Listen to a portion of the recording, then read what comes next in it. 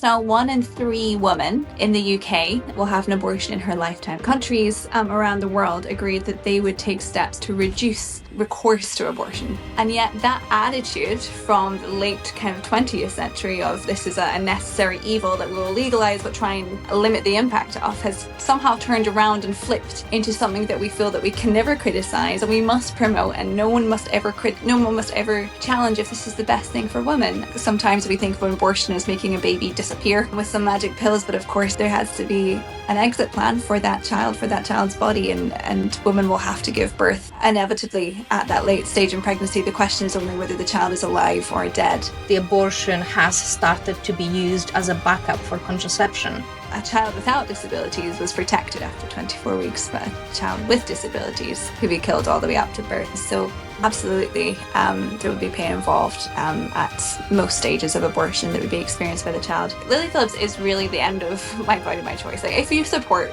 autonomy, if you support my body, my choice, then ultimately you have to support Lily Phillips. You have to say she can do what she wants. It's her body. Before we start the conversation, may I ask, if you want to support the show, all you have to do is press subscribe. It massively helps me with continuing to talk to fascinating people you want to hear from. And let's be honest, it also helps me turn this from an expensive hobby to, well, a less expensive one. Your support means the world to me, so thank you, and let's jump straight in. What are your thoughts about the latest policy change by Labour to essentially decriminalise abortion right up to birth if performed by a mother? Yeah, so there's kind of two things to draw out of this. On one hand, it's absolutely devastating, isn't it, to see this extreme decision be made with the support of so many elected members of Parliament, abortion up to birth. Most people have come into contact with a newborn baby at some point in their lives, or a very young baby. We know what a baby looks like. We know what a baby must look like just days before it's born, when it's fully developed and ready to go and healthy and viable in its mother's womb. And yet now we've introduced legislation, or taken away protection in our law for those children. So it is a very dark and depressing thing to have happened in our country. But I think we can take a little bit of comfort from the reaction of the public, of many people who saw what our politicians did and have grave concerns, and have voiced grave concerns about if this is too far, if we are taking unborn life for granted too much. And it's voices, I think, that have not always spoken so clearly with a pro-life message before. So perhaps this is, although a dark day, something that can inspire a really important conversations that have been swept under the carpet for too long. That's part of the reason why I want to have the currently conversations around not just abortion, but then assisted suicide as well. It feels like our government is pursuing very extreme policies that are just deciding about taking someone's life. It feels very willy-nilly. Like, it feels to me like the abortion up to birth is quite an extreme stance.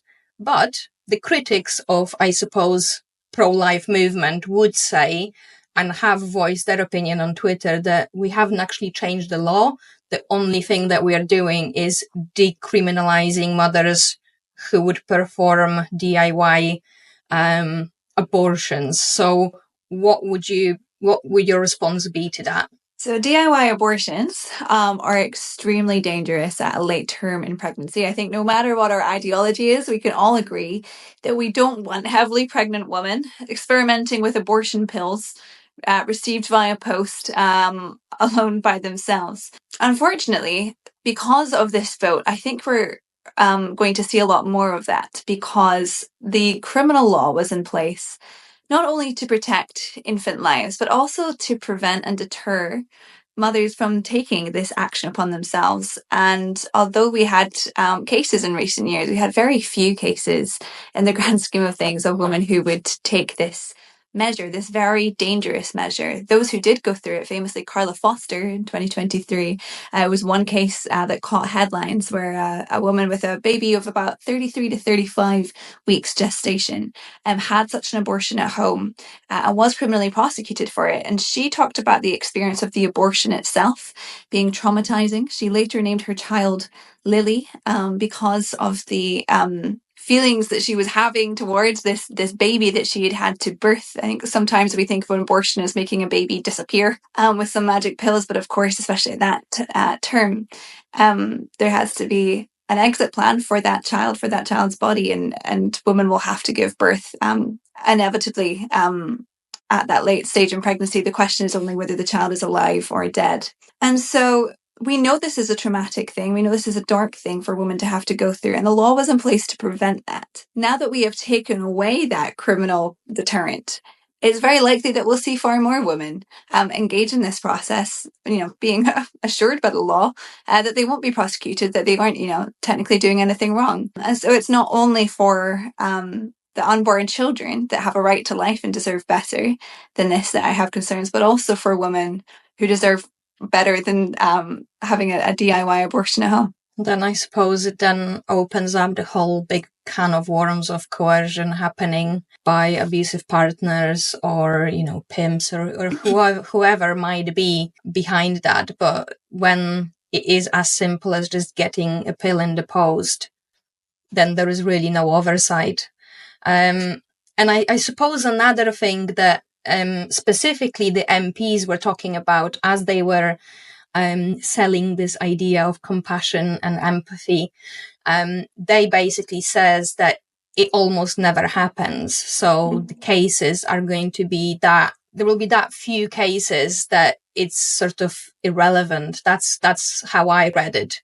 Yeah, we had so few cases because we had a deterrent in place, and now we've taken away the deterrent. We've actually ended up in the worst of all situations, because we have made it so that it will only be legal for a woman to do this on her own, by herself at home using pills, which is dangerous. We've legalized the most dangerous scenario. And the root of this comes, as you correctly identified, from a policy that was brought in 2021 called pills by post abortion. And I think that's what we need to be looking at now and reviewing, given this new change of law, is why do we still have a policy in place that enables women to obtain abortion pills without any medical supervision? It's supposed to be for women only less than 10 weeks pregnant, but we know, of course, that women have obtained them after that, whether through mistake or through a decision to deceive the abortion provider on the other end of the phone. So we know that it has been accessed later on in pregnancy. And this lack of medical oversight means that a woman has no way of knowing really if she has an ectopic pregnancy, for example, if she has medical complications that would make such a procedure, especially performed on herself, extremely dangerous to her health.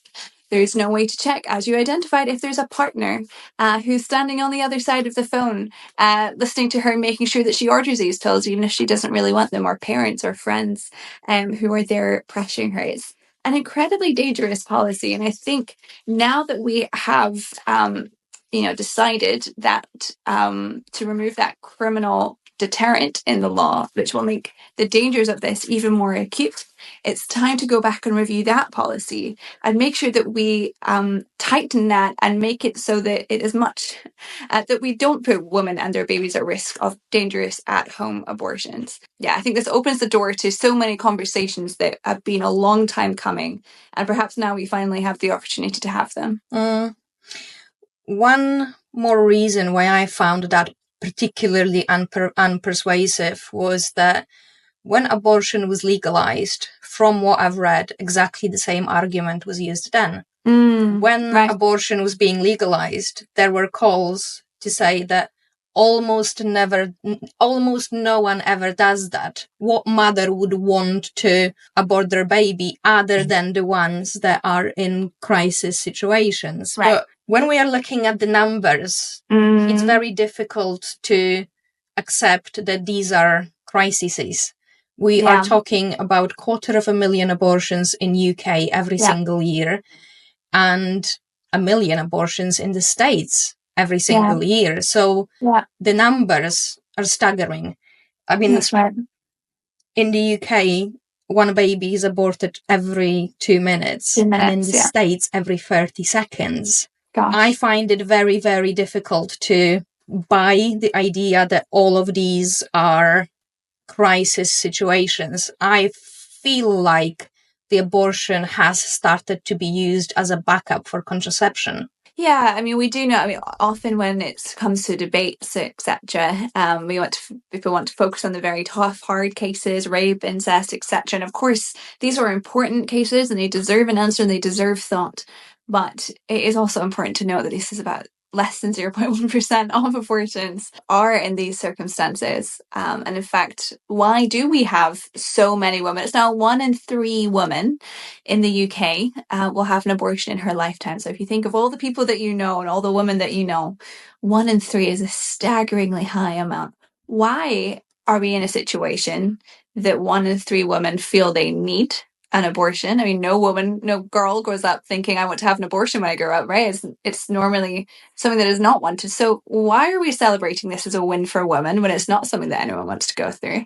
And why are we doing nothing to address this situation? Why is it such a hot potato topic that we can't talk about ways that we can reduce abortion? This was, an international law, and one of the highest political agreements that was made on this topic back in 1995, and the first international agreement on how this would be handled internationally. Countries around the world agreed that they would take steps to reduce recourse to abortion. And yet that attitude from the late kind of 20th century of this is a necessary evil that we will legalize but try and limit the impact of has somehow turned around and flipped into something that we feel that we can never criticize and we must promote, and no one must ever challenge if this is the best thing for women. And it's deserved. All of us across the country, it's touted as feminism, but I think it's anti-feminist, it's anti-women, and it's something that needs to be addressed immediately.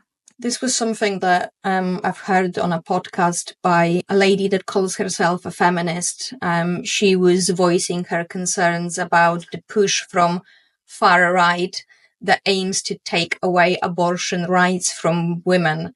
And I find the phrasing of abortion rights quite tricky, because it feels like in certain spheres of society, like abortion just became this a right, which we are killing another human being. So giving anyone right to do that seems a little bit slippery, not just on the ethics ground. It seems like we are starting to take it for granted that this is just the norm. This is just the foundation of the West, and it's just the way that it is. So what I wanted to go through with you is to sort of just go through some of the practicalities of what abortion actually is, because I think the word abortion just hides quite a lot of potentially gruesome details within them. So let's start from the easiest to perhaps argue against, and that is late stage abortion. So after 20 or 24 weeks, I think different countries have got different rules, but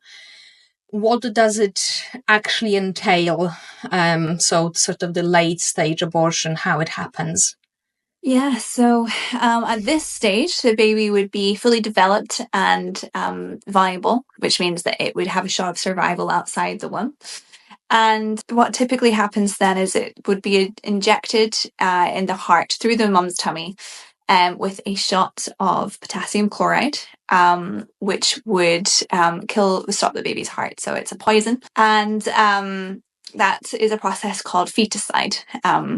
Much like homicide, killing men, feticide, killing the fetus, killing the child. And so once that heart is stopped and the child is no longer alive, like I said, there's no magic wand that makes the child disappear. What happens next is that the mother will have to birth the child or have it removed via cesarean section. And so that would be that process for that. It would be ejected from the womb one way or the other. And that would be the end of that type of abortion. It's definitely the most horrifying. There's papers and researchers who have looked into the trauma that can cause even to doctors and nurses carrying it out at that late stage. And this was criminalized in our law until recently, and I think that's probably a strong argument against it, is the impact that it can have on those around witnessing such a brutal measure.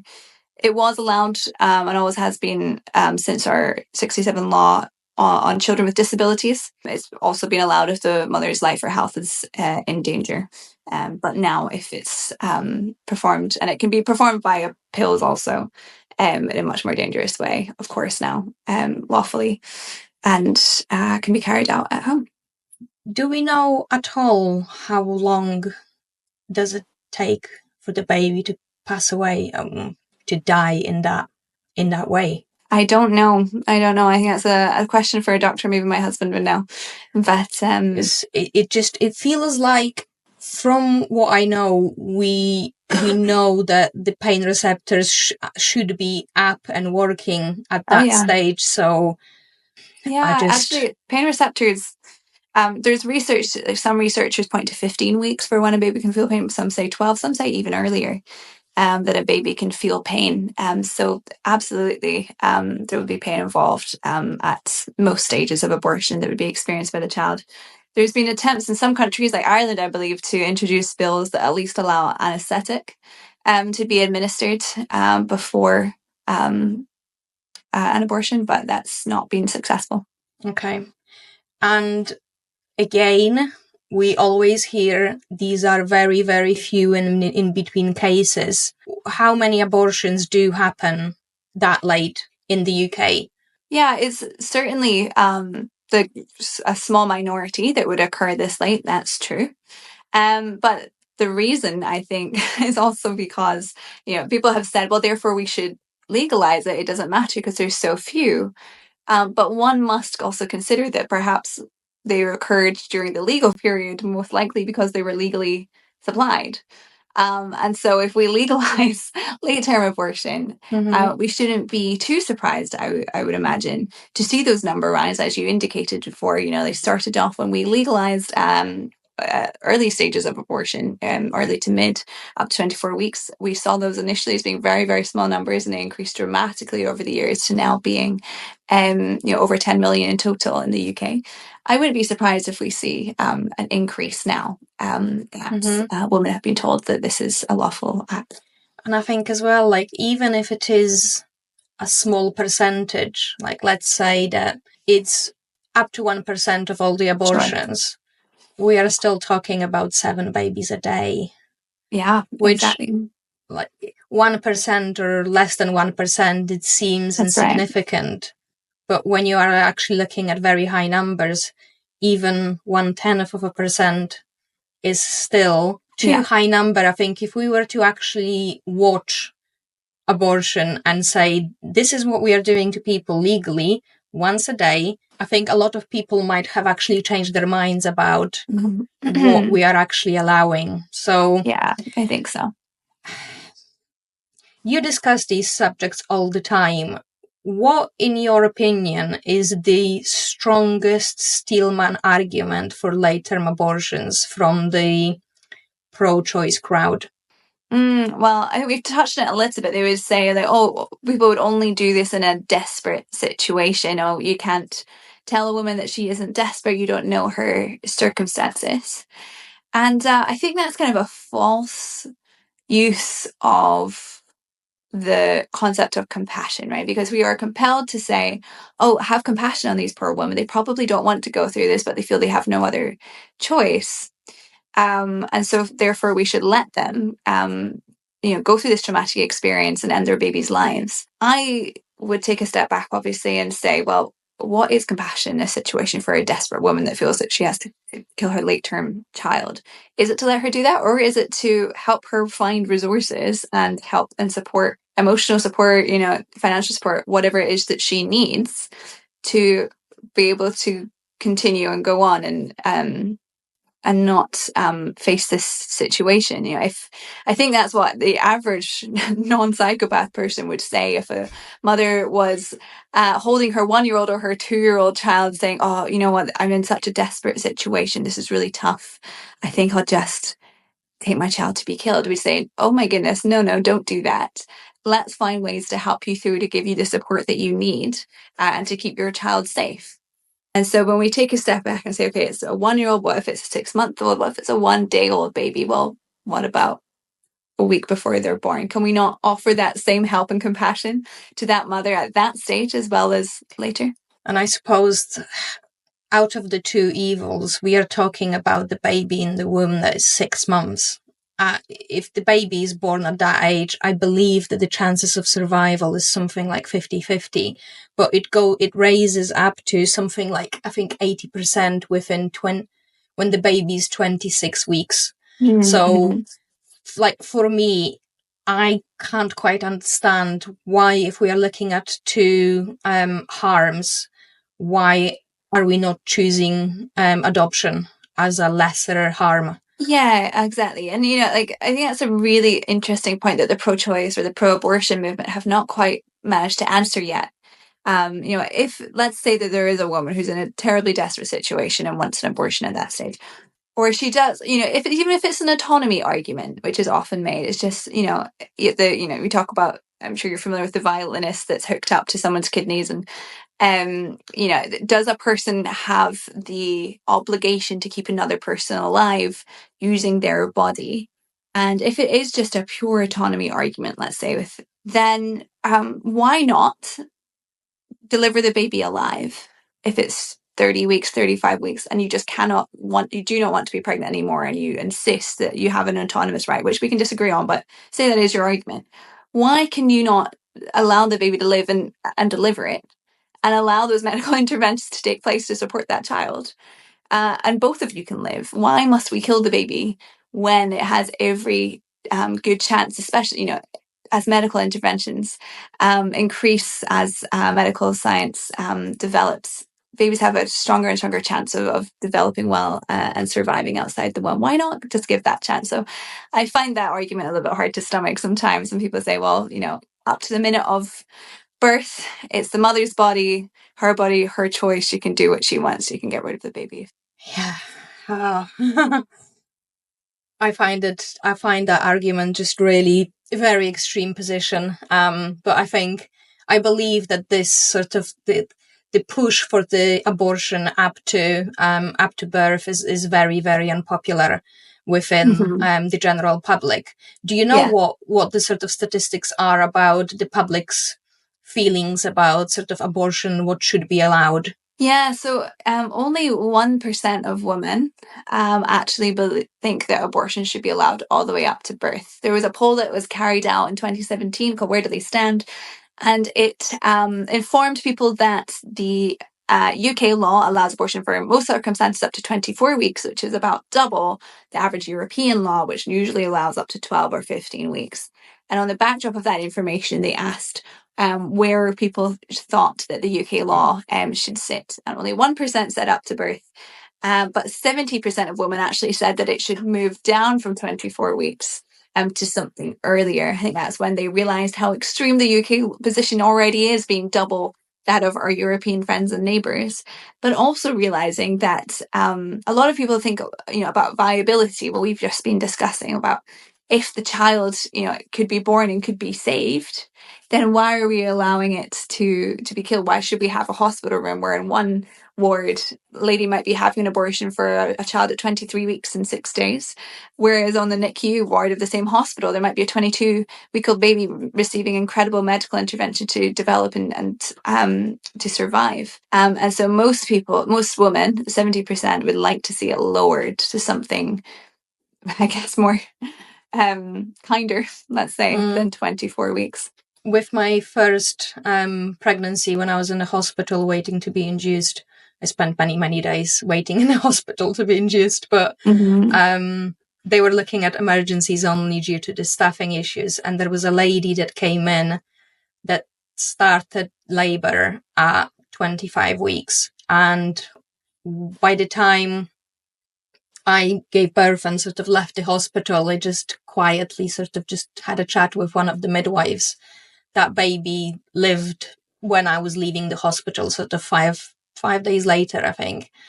So, I think what medicine can achieve nowadays is pretty remarkable when we look at trying to save lives instead of extinguish it, as Definitely. It seems to be the policy of the government currently, unfortunately. Yeah. Okay, so the sort of the middle ground abortion, more advanced, what would you say is the sort of the time limits and the weeks of gestation that we're looking at? So in kind of second trimester abortions, let's say, so you can use pills all the way through, but typically in your second trimester, the most likely situation is that you're having a surgical abortion.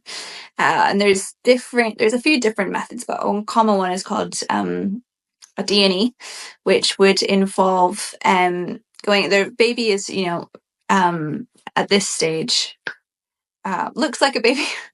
It's a substantial unit and would be of a size and nature that it would need to be taken apart with surgical tools in order to evacuate it from the womb. And I'm really sorry, I know this is quite tough things to be listening to, but at that stage, the surgeon would go in with instruments that would remove arms and legs, remove the body, and sometimes the skull might be too big, and therefore they would need an instrument to also be able to crush the skull to be able to bring the child out. And when the child is out, then the surgical team will have to look through all the body parts and kind of almost like put the body back together to make sure that they have taken all the pieces apart, because obviously it's very dangerous and it leaves the woman open to infections of all sorts of horrible natures if pieces are left behind. So that is probably one of the most brutal forms of abortion, is surgical abortion,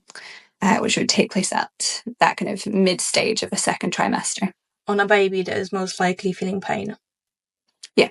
Completely legal in the UK for any reason whatsoever. Up to 24 weeks, yeah. So you would probably be seeing some D&Es happen, yeah, after the 22, at the very, very kind of end of that period, 20 to 24 weeks, but mostly, yeah.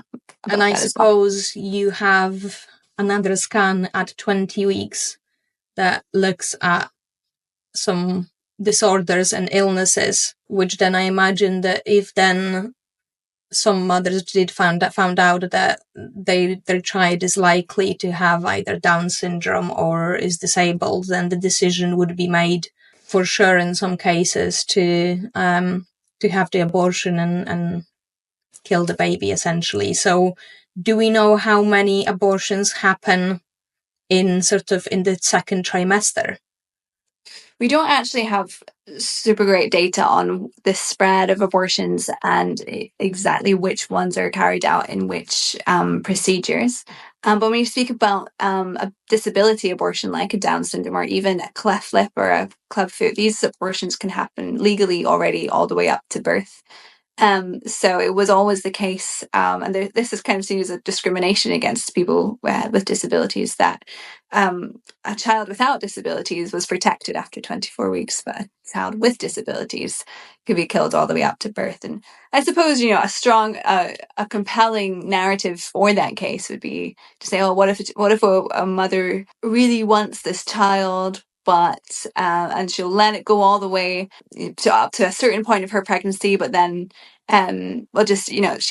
she wants it, but then she doesn't want it to go past a certain point, so she'll abort it then. And I can see, if, especially in the way that we speak about families with disabilities today, and the way that we use language when we even present somebody with the news that they're having a child with Down syndrome, it's typically something like, oh, I'm so very sorry, this is bad news, it's going to be really difficult for you. But in fact, I think there's also an untold narrative of, if your child is likely to have a disability that will shorten their life or make their life have more challenges, we tend to undervalue the time that we do get to spend with that child. If we had an ailing father or mother, we were given a call and said they're only going to live, for the next few weeks, and they're in a nursing home, and this is, we only have some time. Do you wait to the last second to go and spend that time with them, or do you go now and do you spend the most amount of time that you can enjoying their life, caring with them, being with them? Do we not want to maximize the amount of time that somebody suffering or from a condition that would shorten their life, would we not want to maximize and spend that time with them? And I think that narrative isn't really told to women who are carrying children who would have, very serious disabilities that could be life shortening, why not carry that child and deliver if we and allow it and enjoy that life that you have, however short it may be. Enjoy this precious time together. Don't shorten it, because at the end of the day, there's still going to be grief. At the end of the day, there's still going to be birthdays missed. There's still going to be a situation where we do lose the child. But why shorten it? Why do it already? Why not enjoy that time you have together? So that's, the extreme examples where we have children who are likely to die, but also we have children who can have incredibly fulfilling, meaningful, and long lives with conditions like Down syndrome, that just need parents just need the right support and how to adapt their expectations perhaps and pursue this new life that they've been given. And so with those situations, we also need to be just reframing our language and saying that this is an unexpected change. But how can we support you? How can we rally around you? And how can we love the child that you have and help them develop and have a wonderful, happy, and fulfilling life? We're seeing these campaigns all over the place now, actually, with models with disabilities, people achieving incredible things, sports stars. I think there was a news article a couple of years ago about one of the first Down syndrome students to obtain a PhD. I think it was, doing incredible things. And the more that we can talk positively about how someone's experience of life can be, if parents are willing to just give them that shot at life, I think that can be a really helpful counter narrative to that trend we're seeing of people opting towards a quick abortion rather than pursuing life in all it can be. Yeah. I think if I was to conjure up the strongest argument for sort of pro-abortion around that stage would be very, very serious disabilities that would no doubt change the family's life forever. And I suppose I know what a life of family like that looks like. The friend of our family has got a child that unfortunately the placenta is sort of detached whilst she was still pregnant, and the baby was without oxygen for a little bit too long. She doesn't walk, she doesn't talk, they've got essentially a child that requires 24/7 care. Their lives changed forever. They can't go, for example, and visit their other child, or they can't go on holidays. It's in those sort of situations, which, fair point, they are rare, but I think it's in those situations where people will have the sort of the strongest argument around the autonomy that seems to be the thing that we now have placed on an altar of our liberal society, that is the key, that without autonomy we cannot have a fulfilling life. That seems to be the rhetoric, and I think the narrative and sort of underneath a lot of the decisions that politics are taking. So what would your response be to that argument? Yeah, I think, well, we should listen to the mothers who've been through this, and I'd be curious to know as well your friend's attitude as well to her circumstances, because I think for a lot of my friends and context people I've spoken to who have children with disabilities, of course it's hard. They say it's hard. They say they have life circumstances which are challenging and they didn't expect. But never once have I heard them say, oh, but I wish that she had never been born, or I wish that that I'd had an abortion. I think what many of them say is, I have learned so much about life through my child, who has a different pace, who has a different approach, who requires a bit more love and care, but gives love and care. And I think, we are boxed in often to our own expectations and understandings of how things should look. And if we have the grace to receive the situations that come to us, a lot of parents say and speak out about positive experiences that they've had that we might not appreciate or understand, being outsiders and only kind of imagining what this could be like. There's studies of women there's a study called the Turnaway study, which is actually comes from a pro-abortion perspective, but looks at the stories of women who have been refused an abortion. So either because they were too late or from a country that didn't have them, etc. And studied their progress through life throughout their pregnancy, as they give birth, at the child's 1 year birthday and the child's 5-year birthday. And it's pretty clear that, whilst there may be disappointment or shock or upset at that moment of realizing, oh, I can't have an abortion, my life is going to change, women are resilient. And as they accept a new path in life, over 90% by the first birthday has said, oh, I'm glad I didn't have abortion. I'm so grateful my child is here. And I think it's about 98% by the child's 5th birthday say that they are glad and happy that that they were refused an abortion, that they have had the path that they are on now. So I think although it's helpful for us to put ourselves in those difficult shoes and to imagine and to understand the severe and genuine challenges that can come with unexpected pregnancies and with challenging pregnancies, we can also look to narratives of hope where children have provided great happiness and great meaning, even if they come in unexpected circumstances. I think for me, like watching the friend of ours, she is by far the strongest woman I know, and how she's also the most upbeat person that I know, which is just so counterintuitive, because I think people imagine that other people with very difficult lives are miserable. Right. And there is no doubt there are challenges there, but they find a way to live their lives with great fulfillment, I suppose. And she is also one of these people that wouldn't have it any other way. So, and it's difficult because, many people will say, oh, I wouldn't be like that. But what is very, very difficult to explain when it comes to children is I'm yet to meet someone that said, oh yeah, I knew exactly what to expect. I knew it. I knew exactly what I will be like. Yeah.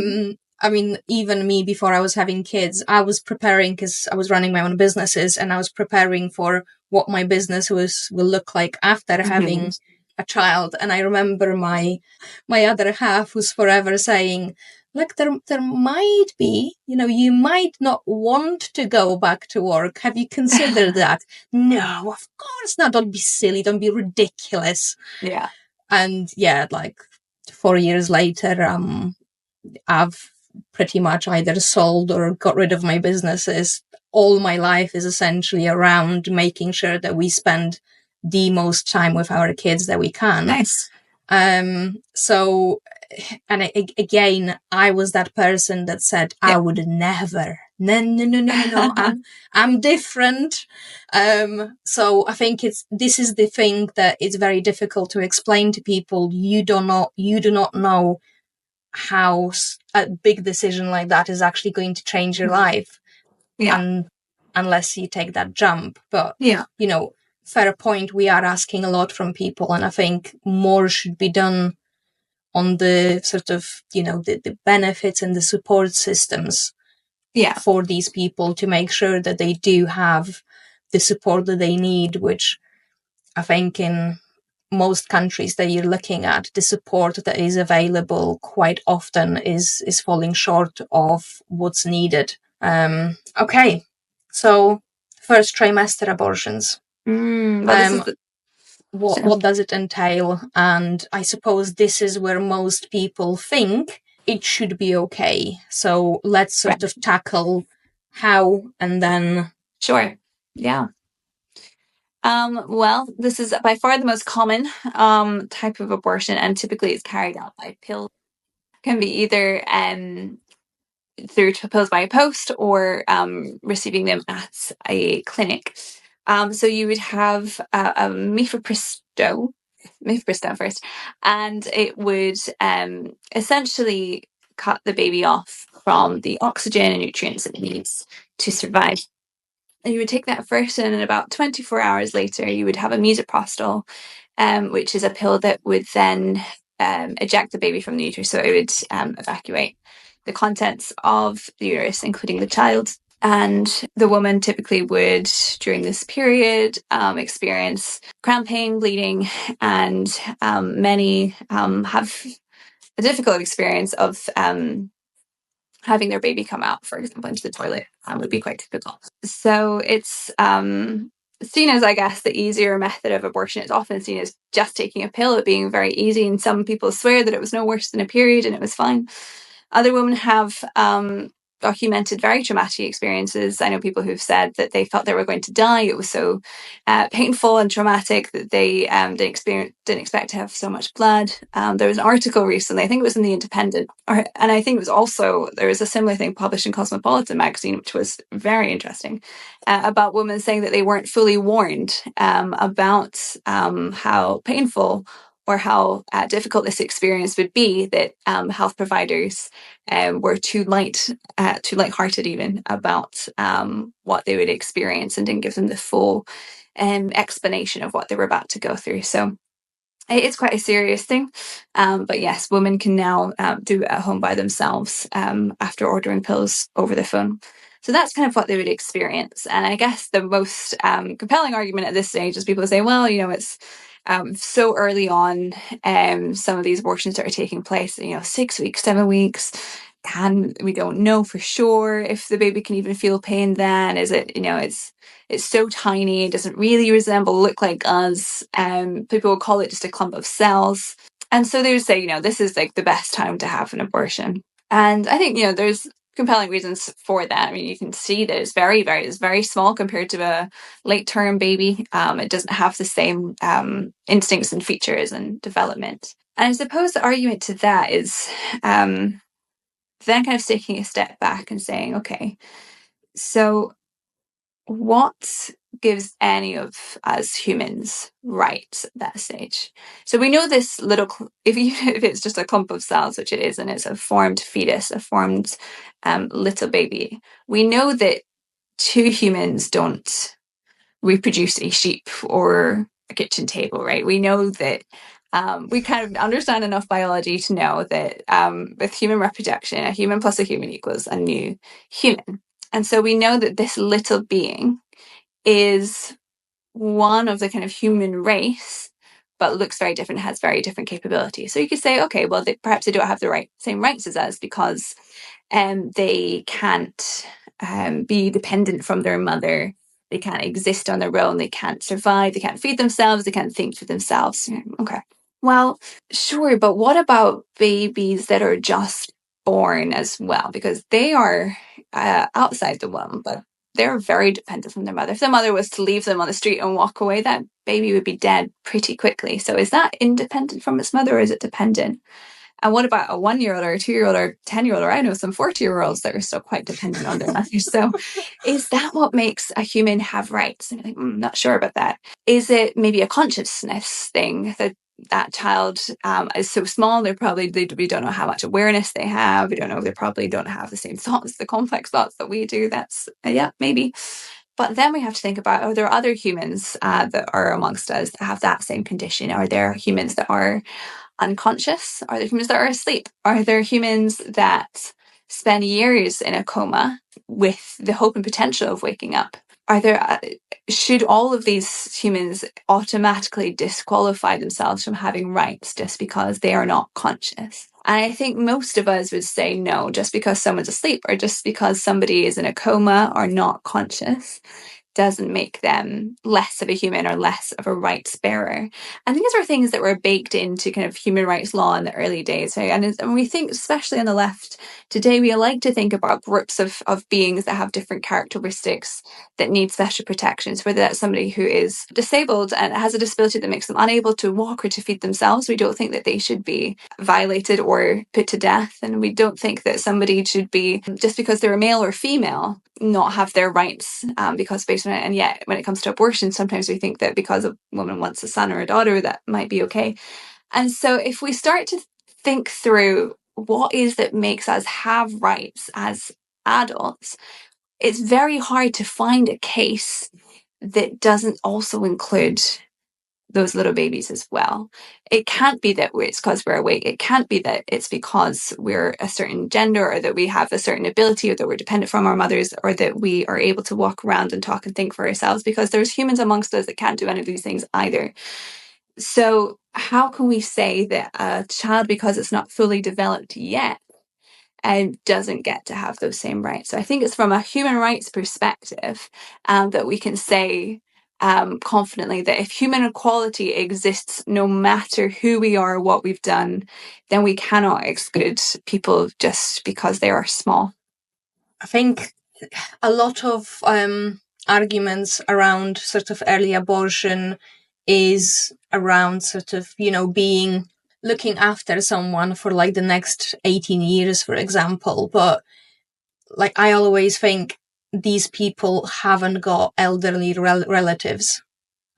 Clearly, they haven't got elderly relatives that require care, because for me, I do happen to have early sort of in-laws in late age with diminishing capacities.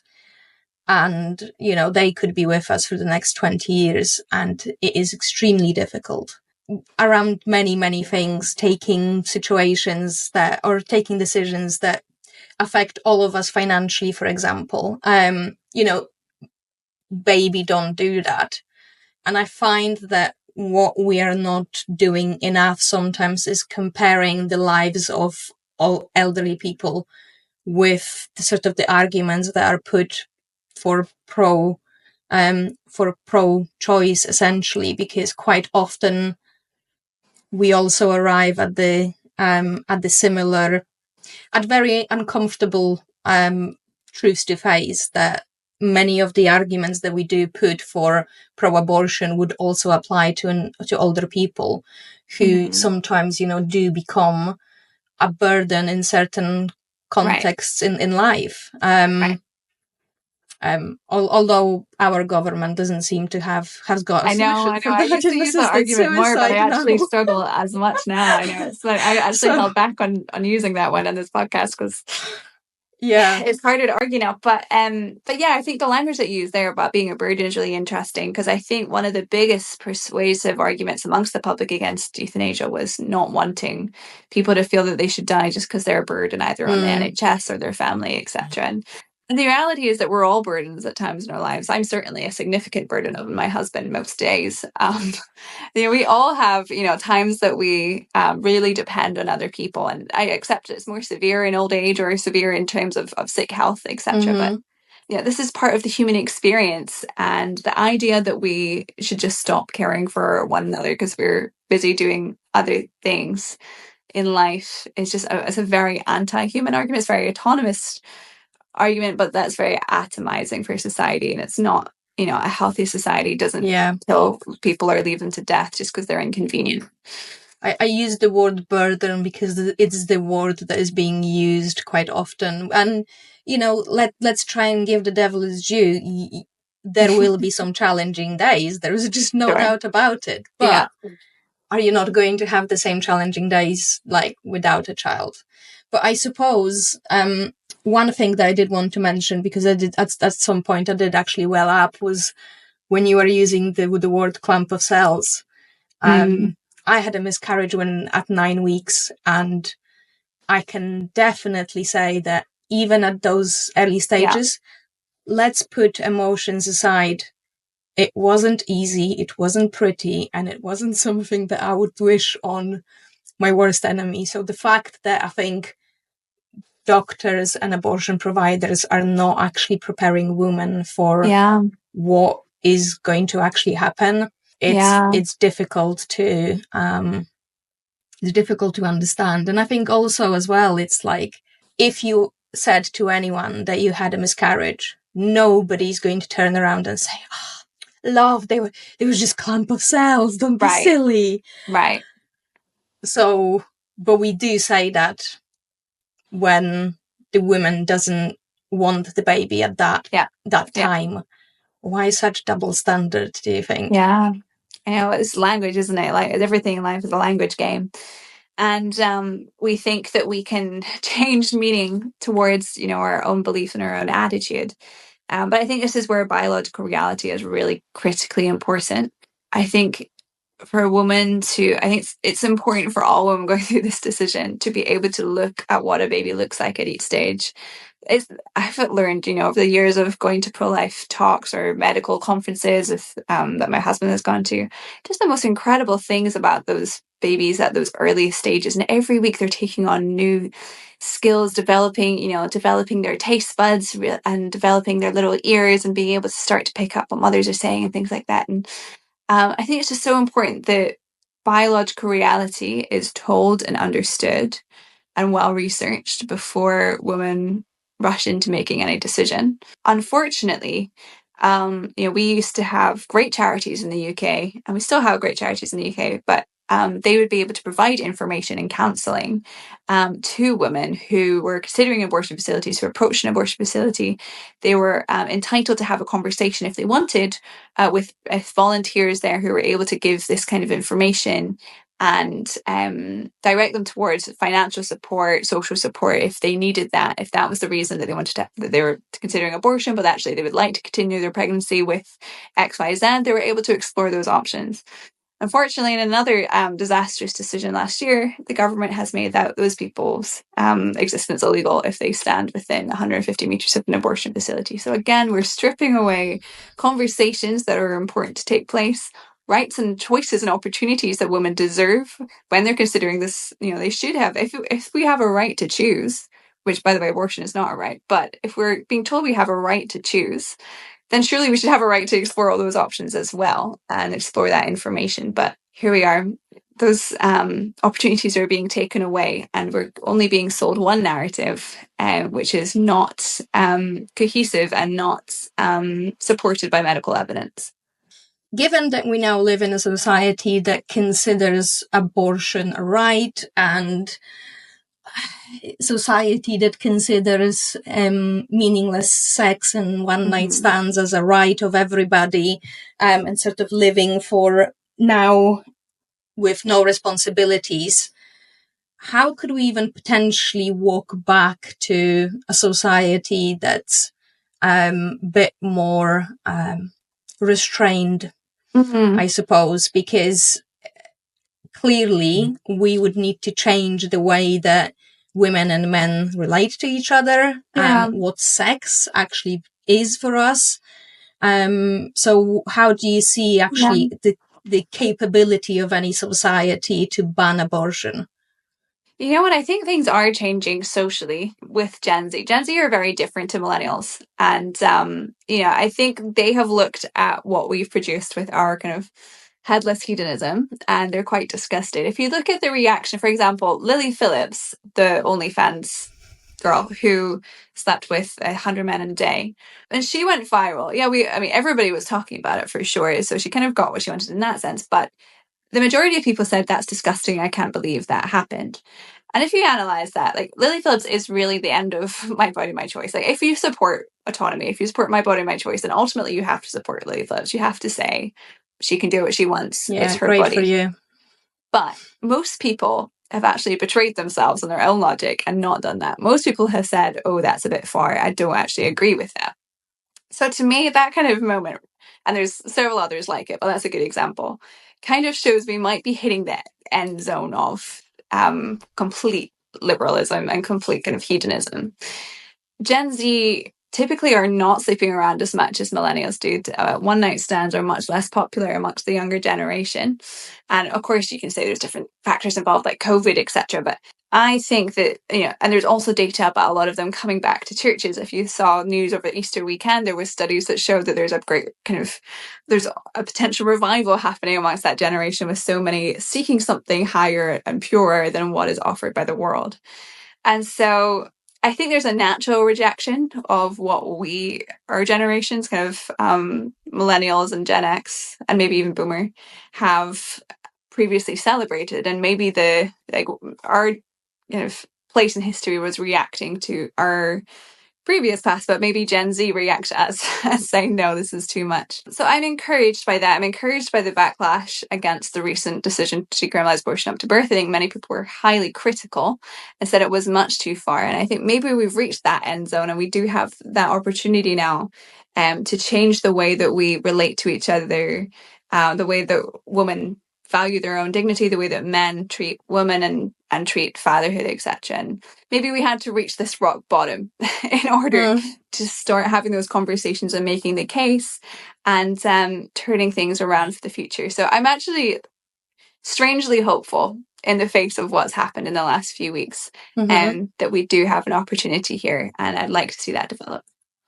I think for me that I started thinking about it a lot after actually hearing your husband speak about it, because I couldn't pull apart his logic. I couldn't come up, and it happened over several months of me thinking about it. But I personally don't think that we do have an ethical, moral argument for abortion. Logistically, I'm not sure how capable or how peaceful it would be, simply because we do have a breakdown of social contract.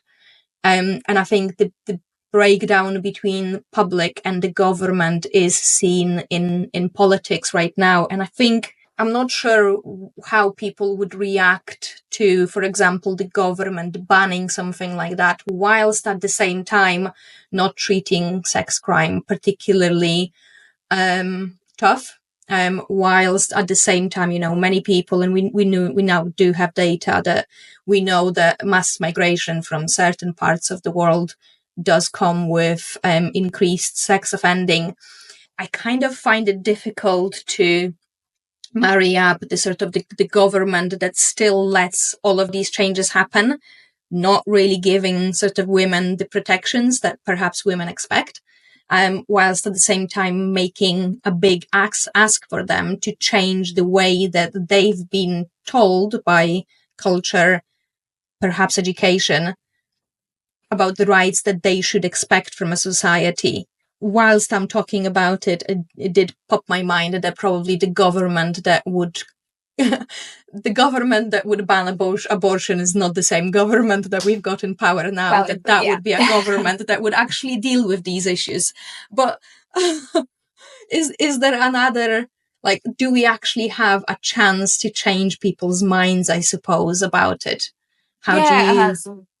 So culture follows law, but also law follows culture, right? So I think, it's as a rejection of what has happened rises, and as people discuss this more, we already know that 70% of women think that the abortion limit should be lowered to something less than 24 weeks. And I certainly don't think that we're going to get an abortion ban in the UK tomorrow or even in the next 5 years. I'm very clear on that. But we do know that there is momentum that has been sparked by the recent decision to relook into what we do want. If it is still 24 weeks that we want to have that general cutoff point, or if it's maybe something even just a little bit earlier, down to 22 or 21 or 20 weeks, that's already just opening a really important discussion. Do we want to keep going with pills by post, or do we want to have a little bit more medical supervision on this? Is it more serious than we've been treating it? These are important discussions, and there's in the grand scheme of the entire problem of abortion, are these going to it's not going to get rid of abortion tomorrow to have these conversations, but it is just taking steps towards getting something a little bit more just, thinking more humanly about that child and thinking more comprehensively about what women actually want and need. So I think there's small steps that we might be able to see happen over the coming years. And although it won't be everything all at once, but I think these steps are important and they're valid and they're good to have. For the people that do want to make a change, I always try and give people, normal, average people from, that might be watching, if they are convinced by your arguments, what is it that a normal, everyday person can do to try and change the tides? I think the world is changed through conversations. And so I think if you're take the time to look into these arguments, to look into what a child looks like and can do and has the capacity to do at 6 weeks and 10 weeks and 12 weeks and 20 weeks, and make yourself ready and aware of these facts, so that when conversations do crop up at work or if your social group or whatever, is that you're able and ready to be able to make that case. And when somebody comes to you and says, I'm considering having an abortion, think about the ways already that you could offer different or point to different types of support to help them make a better choice. I think having that kind of ground knowledge and preparation in your mind and to be able to have those confident conversations can just break that, glass ceiling on being able to talk about this important topic and convince more and more people. So that's what I would recommend. My husband has a great website where he has a lot of information and data and arguments, callumsblog.com. Where you can find out more. There's also information on, and with my organization, ADF International, we have lots out there on the legal case for protecting life. You can find on our website, adfinternational.org. So there are resources out there. And I would just really encourage anyone who is interested to just dive in a little bit more deeply and prepare yourself so that we can confidently put forward a really pro-child, pro-mother, pro-life message in society, instead of being shut down all the time by arguments that are not biologically based, not truth-based, and not helpful to anybody involved.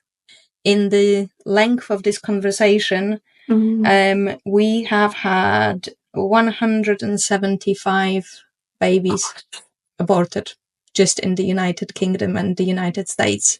And I think perhaps if nothing else, it's the scale of what we are doing that should make people think and perhaps change certain things about how we live our lives and how we teach the future generations to live our lives. So thank you so much for your time. Yeah, thank you. Ladies and gentlemen, I give you Lois McLatchie Miller. Thank you for tuning in to Wisdom Rebellion. Before you go, if you enjoyed the conversation, please consider subscribing. It massively helps with keeping the show on the road so we can all build a wiser world together. And if you loved this video, you will also love this one. I'll see you there.